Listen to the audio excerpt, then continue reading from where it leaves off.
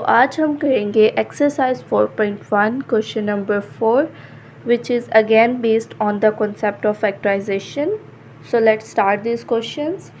So हमारे पास है part 1 that is 2x square plus 7x plus 3. So हम क्या करते हैं फैक्टराइजेशन के कॉन्सेप्ट में, लास्ट वैल्यू को मल्टीप्लाई करते हैं फर्स्ट वैल्यू के साथ. 3 को 2 से मल्टीप्लाई किया तो हमारे पास क्या आ गया 6. अब आपने कोई ऐसी वैल्यूज़ देखनी है, कोई ऐसी दो वैल्यूज़ देखनी है जिनको मल्टीप्लाई करके 6 आए और प्लस माइनस करके आपके पास मिड वैल्यू आए. तो अगर हम करें 2 को 3 से करें, 2 3 are 6, बट अगर हम इसको प्लस भी करते हैं तो हमारे पास 5 आता है और माइनस करते हैं तो 1 आता है. तो दैट्स मीन ये करेक्ट फैक्टर नहीं है. Let's think more about it. So 6 को 1 से करेंगे तो क्या आ जाएगा, 6 1s are 6, और अगर हम +6 + 1 करेंगे तो हमारे पास क्या आ जाएगा +7. दैट्स मीन ये हमारा करेक्ट जो है वो फैक्टराइजेशन हो रही है, करेक्ट मिड टर्म ब्रेकिंग हो रही है.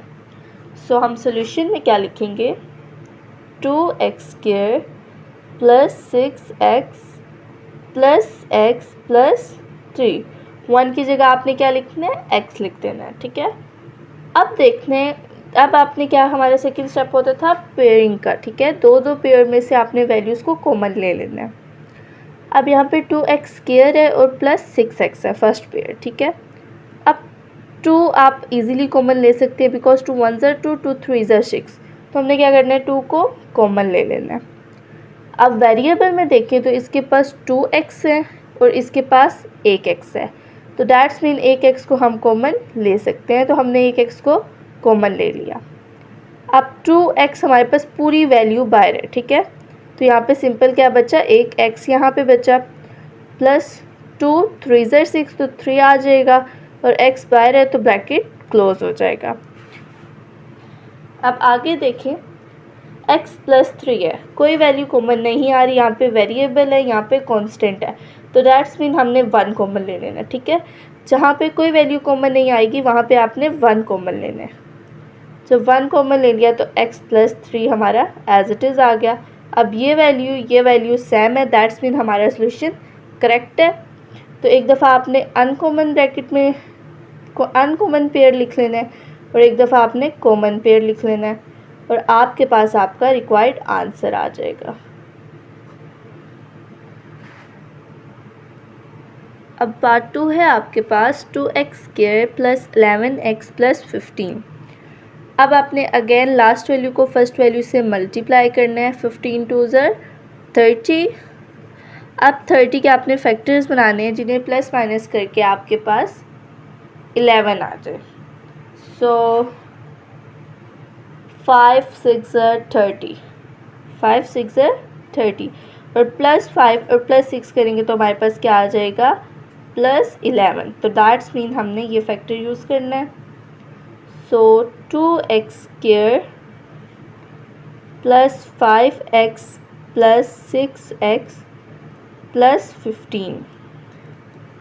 अब यहाँ पे देखें 2 है कांस्टेंट और यहाँ पे 5 है. तो दैट्स मीन कांस्टेंट तो कॉमन नहीं आएगा. अलबत्ता वेरिएबल आपके पास कॉमन आ सकते हैं. वो कैसे कि यहाँ पे 2x है और यहाँ पे 1x है. तो दैट्स मीन हम 1x को कॉमन ले सकते हैं. बाकी वैल्यूज़ एज इट इज़ आ जाएंगी. 2 एज इट इज़ आ जाएगा. अब 2x थे, 1 बाहर है तो 1 हमने यहाँ पे लिख लिया, plus 5 as it is. x बाहर था इसलिए x नहीं लिखा. अब आगे जाके देखें तो यहाँ पे वेरिएबल तो कोई कॉमन नहीं आ रहा बिकॉज इसके पास x है वेरिएबल और इसके पास कोई वेरिएबल नहीं है. बट अगर आप देखें कांस्टेंट, आपके पास यहाँ पे 6 वैल्यू है और यहाँ पे 15 वैल्यू है. 6 और 15 दोनों एक टेबल में आते हैं और वो है टेबल 3 का. तो दैट्स मीन आप 3 को कॉमन ले सकते हैं. जब मैंने 3 को कॉमन लिया तो यहाँ पे 2 आ गया बिकॉज 3 2s are 6 और x. सो यहाँ पे हमारे पास 2x आ गया प्लस, अब 3 को 5 से मल्टीप्लाई करो तो क्या आता है 15. तो यहाँ पे हमने क्या लिख लेना है 5, ब्रैकेट क्लोज. अब ये वैल्यू और ये वैल्यू हमारी सेम है. दैट्स मीन हमारा क्वेश्चन जो है वो करेक्ट हो गया है. अब आपने एक दफ़ा अनकॉमन पेयर लिख लेना है. जो कि x प्लस 3 और एक दफ़ा कॉमन पेयर लिख लेना है जो कि है 2x प्लस 5 और आपके पास आ जाएगा आंसर। ठीक है, so let's move on part number 3। So again here is the question. अब आपने अगेन वही कॉन्सेप्ट करना है। 3 को हमने 4 से मल्टीप्लाई किया, हमारे पास क्या आ गया, 3 4s are 12। अब 12 पे कोई ऐसा टेबल लेके जाना है जिसे प्लस माइनस करके मल्टीप्लाई करके 12 आए और प्लस माइनस करके आपके पास मिड वैल्यू आए। और ये बहुत इजी है because 12 1s are 12 plus 12 plus 1 is equal two plus 13। तो अब इसको लिख लेते हैं 4x² plus 12x plus x plus 3। अब देखें इन दोनों में से हमारे पास क्या कॉमन आ रहा है, कांस्टेंट भी कॉमन आ रहा है और वेरिएबल भी कॉमन आ रहा है। अब कांस्टेंट में हमारे पास 4 कॉमन आएगा बिकॉज 4 1s are 4 और 4 3s are 12। 4 कांस्टेंट में कॉमन ले लिया और वेरिएबल में हमारे पास x कॉमन आ रहा है बिकॉज एक के पास 2x है और एक के पास 1x है। सो 4x जब हमने कॉमन ले लिया तो हमारे पास सिंपली यहाँ पे 4 भी बाहर है और एक x भी बाहर है, तो सिंपली यहाँ पे 1x बचा प्लस 4 3s are 12 और x बाहर है तो x नहीं लिखेंगे। अब अगेन यहाँ पे क्वेश्चन नंबर 1 वाली सिचुएशन बन रही है कि जब कोई वैल्यू कॉमन नहीं आती तो आप क्या कॉमन ले लेते हैं, 1 कॉमन ले लेते हैं। तो यहाँ पे हमने प्लस 1 कॉमन ले लिया तो हमारे पास again x plus 3 as it is, ये वैल्यू और ये वैल्यू सेम, एक दफ़ा अनकॉमन पेयर और एक दफ़ा कॉमन पेयर और ये हमारे पास आ गया हमारा आंसर। सो पार्ट 4 है हमारे पास 3x² plus 5x plus 2। Again आपने लास्ट वैल्यू को फर्स्ट वैल्यू से मल्टीप्लाई करना है। 2 3s are 6। अब 6 पे कोई ऐसा टेबल लेके जाना है जिसे मल्टीप्लाई करके 6 आए और प्लस माइनस करके 5 आए।